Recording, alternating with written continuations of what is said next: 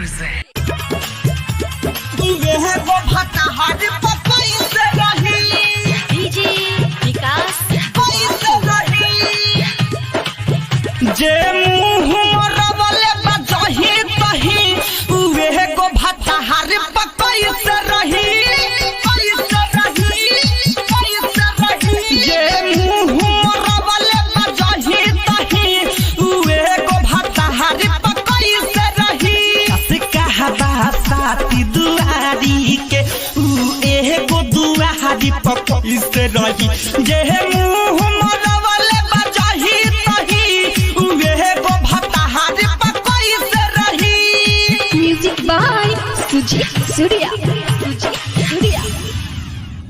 DJ Vikas Gopalpur एगो भट्टा हाथ पपई से रही हाँ नैहर में रखले रहे चार चार गो यार हो यहाँ तो मिलल बा एके गो भातार हो यहाँ तो मिलल बा एके गो भातार हो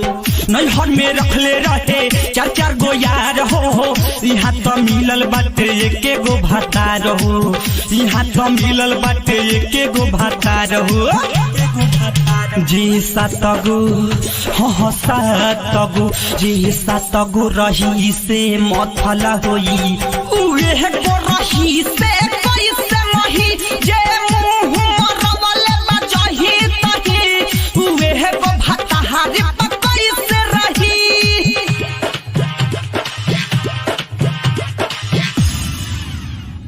डीजे विकास गोपालपुर एहे गो भट्टा हाथ पपई से रही नैहर के हवे तो भका खेलाड़ हो एकर तो गामे में बना मामा चिनार हो एकर तो गामे में बना मामा चिनार हो नैहर के हवे तो भका खेलाड़ हो एकर तो गामे में बना मामा चिनार हो जिसा तगो हाँ सातगो जिसा तगो रही से मथला होई उहे को रही से कैसे मही जे मुंह मरवले बजही तही उहे को भट्टा हाथ पपई से रही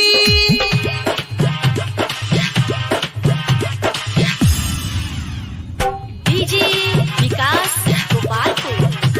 एहे को भट्टा हाथ पपई से रही टाइटर संतोष के देबू तू धोखा हो जसन दीवाना के तोड़लू भरोसा हो डीजे विकास डीजे विकास सचिन के देलू तू धोखा हो काहे धर्मेंद्र यशु के तोड़लू भरोसा हो